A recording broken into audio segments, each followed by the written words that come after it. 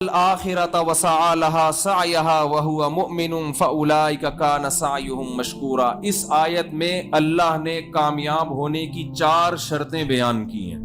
ہم میں سے ہر شخص چاہتا ہے نا کامیاب ہونا، تو اللہ نے کتنی شرطیں بیان کی ہیں؟ 4۔ سب سے پہلی شرط ومن اراد الآخرہ، آپ کی نیت کیا ہونی چاہیے؟ آخرت۔ انسان تہجد گزار ہو، اللہ کی راہ میں جہاد کرے، تبلیغ کرے، اگر نیت اللہ کی رضا نہیں ہے تو وہ عمل مقبول نہیں۔ کتنا ہی بظاہر حدیث میں آتا ہے وہ شہید جہنم میں ڈال دیا جائے گا جو لوگوں کو دکھانے کے لیے اللہ کی راہ میں لڑاؤ۔ دوسری شرط اللہ نے کیا بیان کی ہے؟ وسعا، صرف نیت کافی نہیں ہے بلکہ کیا کرے؟ کوشش۔ بیٹھا ہوا ہے ہاتھ پہ ہاتھ رکھے ہوئے، میری نیت ہے میں صدقہ خیرات کروں گا، صدقہ کرنے کی کوشش نہیں کرتا۔ میری نیت ہے میں رشتہ داری کو جوڑوں گا، جوڑنے کی کوشش نہیں کرتا۔ میری نیت ہے میں جہاد کروں گا، تیاری نہیں کرتا، کوشش نہیں کرتا، نیت نہیں کرتا۔ نیت سے مراد عمل کی نیت۔ میری نیت ہے جی میں ماں باپ کی خدمت کروں گا مگر خدمت کی کوشش نہیں کرتا، تو اللہ نے کامیابی کی دوسری شرط کیا بیان کی ہے؟ وسعا، کوشش بھی بولے نا بھائی کرنی ہے۔ تیسری شرط وسعا لہا سعیہا، کوشش آخرت والی، اخپل طریقے سے کوشش۔ بولو بھائی اخپل تو سمجھتے ہیں نا، اخپل کوشش نہیں چلے گی۔ اب دیکھو فجر کی 2 رکعتیں ہیں نا، اگر میں کہوں کہ یار ایک اور ملا لو ساتھ میں، 3 پڑھ لو، بھائی میں کوئی غلط تو نہیں کر رہا نا کہ نبی امام نے 3 پڑھائی، پبلک پکڑ لے گی امام کو، بھائی امام صاحب آپ سے بھولے سے ایسے ہوا ہے۔ امام صاحب کہتے ہیں استغفر اللہ، بھولے سے نہیں، میں نے جان کر پڑھی ہیں 3 رکعتیں۔ کیوں بھائی امام صاحب جان کر کیوں پڑھی؟ بھائی میں نے اس لیے پڑھی ہیں کہ 2 سجدے پہلی رکعت میں، 2 دوسرے میں، 2 اگر گریبی میں لگا دو تو کیا جا رہا ہے بھائی؟ 4 تو اللہ کی طرف سے فرض ہیں، 2 ہماری طرف سے کیا ہو گئے؟ گریبی ہو گئے۔ اور اگر تم لوگ کو تکلیف ہوئی ہے، ٹائم زیادہ لگ گیا ہے، تو کل نہیں کروں گا میں، چلو کل سے دوبارہ 2 رکعتیں پڑھاؤں گا۔ آپ چھوڑ دو گے امام کو؟ بولے گا بھائی دوبارہ پڑھا نماز، بلکہ آپ تو کہو گے پتہ نہیں عقیدے اس کے صحیح ہے بھی یا نہیں ہے، دوسرا امام لاؤ بھائی۔ اب وہ دلیل میں یہ دینا شروع کر دے کہ منع دکھاؤ، کہاں تیسری رکعت سے نبی صلی اللہ علیہ وسلم نے منع کیا ہے؟ کہاں نبی صلی اللہ، اور عقلی دلیل یہ دے کہ نبی کیسے اللہ کے سامنے سجدہ کرنے سے روک سکتے ہیں؟ ہم تو 4 کے 6 سجدے کر رہے ہیں، نبی نے تو فرمایا قرۃ عینی فی الصلاۃ، میری آنکھوں کی ٹھنڈک کس میں ہے؟ نماز میں، اور سجدہ تو رکن اعظم ہے۔ تو بھائی نبی نے منع کہاں کیا ہے؟ منع کی حدیث دکھاؤ۔ جتنے مرضی دلائل کے زمین آسمان کے قلابے ملا دے، میرا خیال ہے کوئی گوار سے گوار دیہاتی 5ویں کلاس کا بچہ بھی اس کے دلائل سے متاثر نہیں ہوگا۔ بھائی نبی نے جب 2 پڑھے تو نبی سے آگے نکلنے کی کوشش کر رہا ہے، 2 رکعتیں پڑھی ہیں۔ عبادت توقیفی ہوتی ہے، اس میں اخپل طریقہ نہیں چلتا۔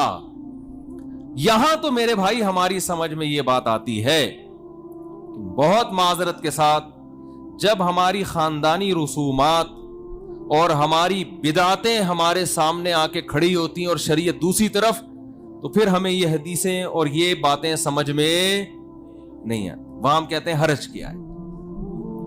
ایک صاحب نے مجھ سے پوچھا یہ وضو کی ہم اتنی دعائیں پڑھتے ہیں اور طواف میں عجیب عجیب دعائیں مشہور ہیں، طواف کی دعائیں جو ہے اگر ہم پڑھیں تو حرج کیا ہے؟ میں نے کہا حرج یہ ہے کہ جو چیز ثابت ہے وہ چھوٹ جائے گی آپ سے۔ جب بھی کوئی انسان ایک بدعت پر عمل کرتا ہے نا تو اللہ اس سے سنت چھین لیتے۔ ہمارے شیخ حضرت مفتی رشید احمد صاحب فرمایا کرتے تھے بعض لوگ عملاً بدعتی ہوتے ہیں اور بعض مزاج کے بدعتی ہوتے ہیں۔ ان کو لگتا ہے کوئی چیز مارکیٹ میں نہیں آئے نا تو ان کو وہ والی چیز میں مزہ نہیں آتا جو ثابت شدہ ہو قرآن و سنت سے۔ تو قرآن نے کیا کہا ہے؟ وسعا لہا سعیہا آپ کی اخپل کوشش بولو نہیں چلے. ساری رات انسان الٹا لٹک کے نماز پڑھتا رہے ثواب ملے گا؟ بتاؤ سیدھے کھڑے ہو کے نماز پڑھنا زیادہ مشکل ہے الٹا لٹک کے؟ محنت زیادہ کون کر رہا ہے؟ سعی کوشش تو وہ کر رہا ہے جو الٹے لٹک کے پڑھ رہا ہے. لیکن نماز کس کی ہوگی؟ جو تمیز سے سیدھا کھڑا ہو کے نماز پڑھ رہا ہے. تو ابھی کسی خاتون کا تھوڑی دیر پہلے فون آیا کہ میرے ابا کا انتقال ہو گیا تھا, ہم ہر جمعرات کو ان کے لیے کچھ لوگوں کو جمع کرتے ہیں, دعا ہوتی ہے. ہمارے جو پشاور سے تعلق رکھنے والے بھائی ہیں, پشاور والے بھائیوں کو بولتے ہوئے اتنا ڈر لگتا ہے کہ مجھے, یعنی کیونکہ ہمارے جو پشتون بھائی ہیں نا یہ غیرت میں بہت آگے ہیں. 100 دفعہ سوچنا پڑتا ہے, کوئی زبان میں ذرا سی بھی دائیں بائیں کچھ لڑک گئی تو بھائی ہماری خیر نہیں ہے. مہمان نواز بھی بہت ہیں, بہادر بھی بہت ہے, لیکن بہت حساس بہت زیادہ. پشاور میں KPK میں بہت معذرت کے ساتھ عادت ہے, کوئی مر جائے نا تو جو تعزیتی پروگرام چلتے ہیں رشتہ دار کہتا ہے جو میت کا بیٹا, کاش میں مر جاتا اور ابا یہ ذمہ داری مہمانوں کو نمٹانے کی سنبھال لیتے. یہ حالت ہو جاتی. یعنی ان کا یہ ہوتا ہے, سب کی بات نہیں کر رہا بھائی, جو بیان سن رہے ہیں ان کے علاوہ کی, بندہ مر جائے نا جو تمبو لگنے کے بعد تعزیتی پروگرام, پھر قرآن خوانیاں, پھر دیگیں, پھر جو آ رہا ہے اس کو چائے, پھر ایک رسم ہے جو آ رہا ہے دعائے خیر و شفا, اللہ تعالیٰ مغفرت کو نہ دے وغیرہ وغیرہ, پوری لمبی دعا. جو بھی آئے گا سب نے ہاتھ اٹھانا ہے. ہاتھ نہ اٹھائیں تو اس بات کا خطرہ ہے جہاں جنازہ لیٹا ہوا ہے تھوڑی دیر میں آپ بھی وہی لیٹ. میرا اندرون سندھ دورہ ہوا, مجھے نہیں پتا تھا ان کے یہاں میت بھی ہو گئی ہے, تو اور میت ہوئے ہوئے بھی کئی دن ہو چکے تھے. میں وہاں گیا, میں تو سندھی حضرات تھے بڑے محبت کرنے والے, بیان سن رہے ہوں تو بھائی معذرت. تو ان کے کہیں والد صاحب کا 30-40 دن پہلے انتقال ہو گیا تھا. اب جو بھی آ رہا ہے نا 30-40 دن کے بعد بھی کیا کر رہا ہے؟ ہاتھ اٹھا کے دعا. مجھے پتا تھا یہ ان کی رسم ہے, جو نہ مانگے نا اس کو چھوڑتے نہیں ہیں. یہ 3 دن ویسے ہی تعزیت, اتنا لمبا غم کو کھینچنا شریعت میں ویسے بھی نہیں ہے نا. میں نے ارادہ کر لیا, میں نے کہا میں بس اخپل طریقے سے دعا مانگوں گا, ہاتھ نہیں اٹھاؤں گا. میں نے ان سے کہا, انہوں نے مجھے کہا وہ ہمارے ابا کا بھی انتقال ہو گیا تھا, ذرا دعا کر دیں. میں نے کہا دل سے دعا ہے, اللہ ان کی مغفرت فرمائے, ان کے درجات کو بلند فرمائے, ان کو ترقیاں. اتنی میں نے اپنے ابا کے لیے شاید دعا نہیں مانگی ہوگی جتنے ہاتھ اٹھائے بغیر ان کے ابا کے لیے دعا مانگی. انہوں نے کہا ہاتھ اٹھا کے ہو جائے. میں نے کہا بس یہ ہو گئی, بس اتنا کافی ہے. نہیں جی ہاتھ اٹھا کے ہو جائے. میں نے کہا ہو گئی نا دعا, دل سے دعا مانگی. تو کہہ رہے ہیں آپ ہاتھ کیوں نہیں اٹھا رہے؟ میں نے کہا دیکھو سب اٹھاتے ہیں, یہ ضروری سمجھ لیا ہے, کوئی چیز اپنے اوپر مسلط نہ کرو, ہنسی خوشی زندگی گزارو. جو زندہ ہیں ان کی بھی فکر کرو نا, کچھ ان کو ٹینشن نہ دو. نہیں بھائی, پھر تھوڑی دیر میں ایک بندہ آیا, ہاتھ اٹھائے, ہم بھی ڈھیڑ بن کے بیٹھ گئے تھے. پھر کیا ہوا جی, کھانا تھا, کھانے کے بعد ان کے دفتر میں گئے, کوئی ان کا افتتاح تھا, پھر انہوں نے کہا ہاتھ اٹھائے. میں نے کہا اللہ اس سے زیادہ میرے بس میں, یہ پکڑ کے مجھے ماریں گے. پھر میں نے ہاتھ اٹھا لیا, میں نے کہا اللہ میں تو چاہ رہا تھا لیکن یہ جبر میں آ جاتا ہے, اس سے زیادہ میرے بس میں نہیں ہے. تو بھائی کیوں جو چیز شریعت سے ثابت نہیں ہے اس کے پیچھے کیوں اتنا پڑ جاتے ہیں؟ عربوں میں میتیں ہوتی ہیں, کتنے آرام سے انسان ہنستا کھیلتا دنیا سے جاتا ہے, اور کوئی قرآن خوانیاں نہیں ہوتی اس کے لیے, کوئی بڑے بڑے پروگرام نہیں ہوتے. ما تعالی الایمان ما قدر اللہ. عربوں کی زبان پہ 2 جملے ہوتے ہیں, ما قدر اللہ جو اللہ نے مقدر کیا, ما تعالی الایمان خوشی کی بات ہے, ایمان پر گیا. دعا کرتے رہتے ہیں بیٹھ کے اس کے لیے. ہمارے ہاں کیا پروگرام, تمبو لگتے ہیں, وہ آ رہا ہے, پھر جا رہا ہے کوئی, پھر وہ جو بیچارے جو پیچھے لواحقین ہیں, مجھے خود KPK سے فون آتے ہیں, کہتے ہیں ہمارے ہاں مفتی صاحب میت ہو جائے اتنا. تو ایمان کے بغیر کوئی نیکی مقبول نہیں ہے.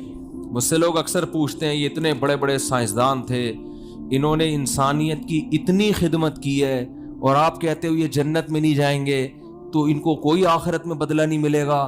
ایسا کیوں ہے بھائی، اسلام ایسا سخت نظریہ کیوں سکھاتا ہے؟ میں ان سے کہتا ہوں دیکھو ان بڑے بڑے سائنسدانوں نے آپ کی خدمت کی، جس کی وجہ سے آپ کو ان سے اتنی محبت کہ آپ کو ان کا جنت میں نہ جانا اور جہنم میں جانا برا لگ رہا ہے۔ تو جس اللہ نے ان پر اتنے احسانات کیے تو اس اللہ سے ان کو تعلق کیوں نہیں تھا؟ آپ کو ان کے ایڈیسن نے بلب ایجاد کر لیا، ایک بلب دیا ہے اس نے۔ اب ہمارے یونیورسٹی کے طلبہ چاہتے ہیں جہنم میں نہ جائے، ہم بھی یہی چاہتے ہیں نہ جائے، تو بھائی اگر نہ جائے تو ہمیں کیا ہوا؟ لیکن اللہ کہہ رہا ہے کہ نہیں، اگر اس تک اسلام کی دعوت پہنچی تھی، عقیدہ توحید اس تک پہنچا اور اس نے عقیدہ توحید پر ایمان نہیں لایا، اللہ نہیں معاف کرے گا، یہ قرآن کا فیصلہ ہے۔ اب ہمارے جو یونیورسٹی کے لوگ ہیں نا، ان کو بڑے اشکالات ہوتے ہیں، اور اتنی انسانیت کی خدمت کی، بلب بنا کے چلا گیا، وہ بلب کیا کیا کر رہا ہے آپ دیکھو، وہ بلب جناب روشنی کا کام بھی کر رہا ہے، بیکری کے کیکوں کو بھی کیا کر رہا ہے، تازہ رکھ رہا ہے نا، پتہ نہیں لگتے ہیں، پہلے تو وہ کیک کو گرم کرنے کے لیے بلب لگایا کرتے تھے، تو کتنی خدمت کر کے چلا گیا وہ، اور یہ مسلمان لوگ کہتے ہیں کہ وہ جنت میں نہیں جائے گا۔ تو بھائی اس نے ایک بلب دے کر آپ پر احسان کیا، اور آپ کو اس کا جنت میں، اس کا جہنم میں جاتے ہوئے ترس آ رہا ہے کیونکہ آپ کا محسن ہے۔ تو جس خدا نے سورج دیا، چاند دیے، جس خدا نے ایڈیسن کو پیدا کیا، جس خدا نے اتنے بڑے بڑے ان لکم فی الانعام لعبرا نسقیکم مما فی بطونہ من بین فرث ودم لبنا خالصا سائغا للشاربین، قرآن کہتا ہے سوکھا چارہ ہم ان جانوروں کو کھلاتے ہیں، سوکھے چارے کو تم رگڑ کے دیکھو تیل کا ایک قطرہ نہیں نکلے گا، لیکن اس جانور کو کھلاتے کیسا چکنا گاڑا دودھ اس سوکھی گھاس سے اللہ نکال کے دکھاتا ہے، اور اس خالصاً فرمایا کہ نہ اس میں گوبر کی بدبو نہ خون کی بدبو، ایک ہی فیکٹری میں اس چارے سے گوبر بھی بن رہا ہے، خون بھی بن رہا ہے، دودھ بھی بن رہا ہے، لیکن اس فیکٹری میں جہاں دودھ تیار ہو رہا ہے نہ گوبر کی بدبو آتی ہے نہ خون کی رنگت، خالصاً یہ اس کا کلر دیکھو اور مزہ دیکھو، سائغا للشاربین، پینے والوں کے حلق میں پھسلتا چلا جاتا ہے۔ بتاؤ دودھ کی ایجاد عجیب، زیادہ عجیب ہے یا بلب کی ایجاد؟ دودھ کی ایجاد بلب سے کئی گنا زیادہ عجیب، اور یہ دودھ اگر ہمیں پینے کو نہ ملے، ان بلبوں کو ہم خود ٹینشن میں آ کے اپنے ہاتھوں سے توڑ کے ختم کر دیں گے۔ کس قدر بڑی نعمت جس خدا نے، اور یہ ایک نہیں ہے، وَإِن تَعُدُّوا نِعْمَةَ اللَّهِ لَا تُحْصُوهَا، قرآن کہتا ہے اگر ایڈیسن کی نعمتوں کو گنو گے 4-6 سے زیادہ اس کی چیزیں نہیں ملیں گی، اور وہ بھی اللہ کی دین ہوں گی، اللہ نے اس کی کھوپڑی میں ڈالا ہوگا کہ تو یہ بنا دے، خود سے نہیں جاتا کچھ کسی کا دماغ۔ اور جب اللہ کی نعمتوں کو تم گننا شروع کرو گے، لا تحصوہا، تم قیامت آ جائے گی ان نعمتوں کو شمار نہیں کر سکتے۔ تو اس خدا سے جب تک آپ کو محبت نہیں ہوگی، اس خدا کے احکام کا التزام نہیں کرو گے، تو جنت میرے بھائی اللہ نے بنائی ہے۔ جس خدا نے جنت بنائی ہے وہ اپنے پرچے میں پاس ہونے والوں کو اس جنت میں داخل کرے گا، اس کا اپنا معیار ہے، جنت کا ہمارا اخپل معیار نہیں چلے گا، اس کا اپنا معیار ہے، اس معیار پہ پورا اترنا پڑے گا۔ اس سائنسدانوں کی تھوڑی ہے جنت جو ہم کہیں کہ جی سائنسدانوں نے بنائی ہے، جس خدا نے بنائی ہے وہ کہہ رہے ہیں میرا معیار پہ چلو۔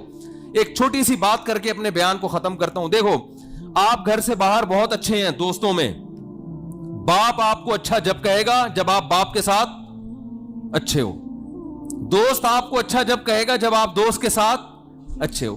اچھائی اور برائی کا جو معیار ہے وہ ہر ایک کا دوسروں سے مختلف ہے۔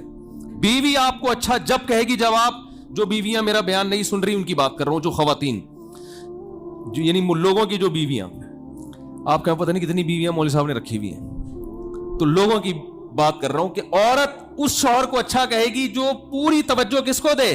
بیوی کو، لیکن ساس اس شوہر کو اچھا، اس بیٹے کو اچھا کہے گی جو پوری توجہ کس کو دے؟ ماں کو۔ تو میرے بھائی ہمارے ہاتھ میں اگر جنت ہوتی تو پھر ہمارے معیارات دوسروں سے مختلف، ہر شخص کا اپنا معیار۔ جنت چونکہ اللہ نے بنائی ہے لہذا معیار بھی کس نے رکھا ہے؟ اللہ نے۔ اللہ کہتا ہے جو سب سے پہلے میرے ساتھ مخلص ہوگا اس کو میں جنت میں داخل کروں گا، تو یہ اللہ کا معیار ہے۔ تو اللہ نے 4 شرطیں بیان کی، یاد رہیں گی؟ نیت اچھی ہو، نمبر 2 کوشش بھی کرے، نمبر 3 اس کوشش میں بدعتوں کو شامل نہ ہونے دے، اور نمبر 4 عقیدہ بھی اس کا صحیح ہو. یہ 4 کوشش ہوگی تو اللہ فرماتے ہیں فَأُولَئِكَ كَانَ سَعْيُهُمْ مَشْكُورًا, ان کی کوشش کا صرف بدلہ نہیں ملے گا, بہت اچھا بدلہ ملے گا. مشکورہ کا یہ مطلب ہے, صرف بدلہ نہیں بلکہ جتنا کرو گے کم سے کم 10 گنا, اور اس سے زیادہ اللہ جس کے لیے چاہے بڑھا دے.